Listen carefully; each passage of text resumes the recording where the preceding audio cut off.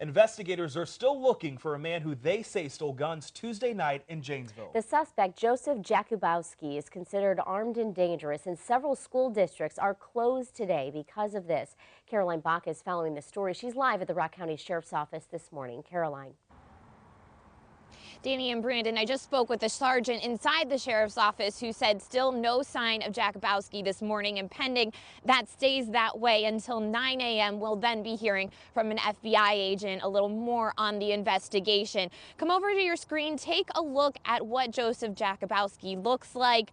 He is 32 years old, about 5'10". He has brown hair and green eyes. Again, Joseph Jakubowski is considered to be armed and dangerous. If you see him, police say call 911 right away. You can also call an FBI tip line that they've set up. That number is 1-800 call FBI or 1-800-255-5324. Investigators think Jakubowski stole handguns and rifles from Armageddon Gun Shop in Janesville Tuesday night.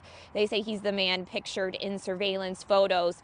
Authorities say Jakubowski made threats to steal weapons and use them against public officials or at an unspecified school. Capitol Police in Madison are aware of this situation. They have extra security measures in place.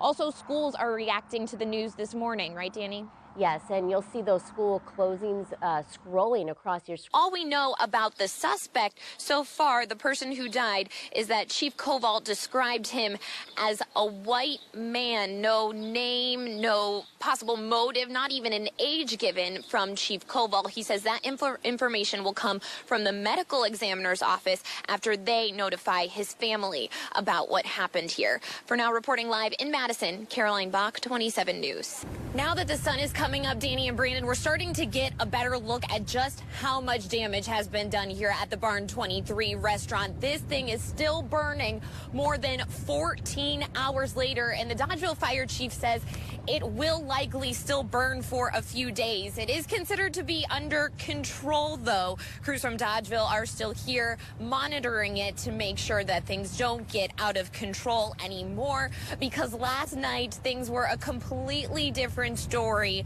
Flames were shooting out of the restaurant. This was a big challenge for the Dodgeville Fire Department. They had to call in almost 20 other agencies to help them out because it is a rural fire. They had a really hard time getting water here to this location since it's outside of the city limits. And because of that, they think that that was a contributing factor to just how big of a fire this ended up being.